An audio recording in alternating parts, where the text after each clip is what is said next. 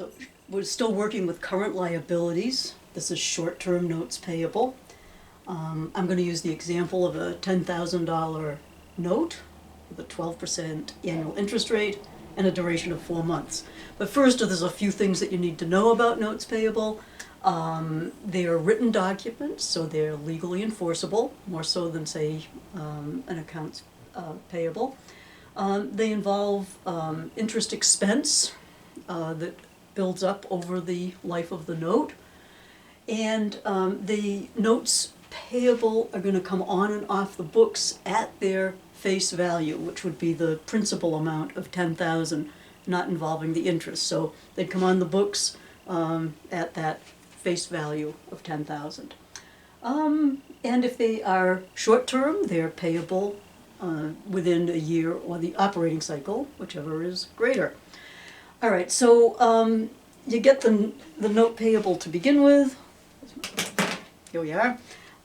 Say we took out a note on, let's say, what have I got here for, it's a 4-month note. So say we took the note out in August, say August 1st, we would get cash and we would have a note payable, and it would just come on and off the books for $10,000. Okay, so now when the note came due, it'd be August, September, October, November, it would become due on 12/1. When that happened, we would pay off the note payable, and that would also come off the books at $10,000. We would pay off the note, but we would also have to pay the interest expense on the note. So how do we compute the interest expense? Well, we would take that $10,000, remember the principal times the rate times the time, times 12%, times 4/12 would give us the interest on that note for 4 months, which comes out to $400. Okay, so we would have interest expense of $400, and we would cut a check for $10,400. Okay, so the only complication that you really run into is what if instead of issuing this note on 8/1, we issued the note on 11/1, okay? We'd still issue the note the same way. These erasers don't really work, you can probably see that, so I have to do this. This is, yeah. Okay, so 11/1, and so what we would have to do at year end here, at 12/31, is we would have to recognize the interest that's built up on this note so far.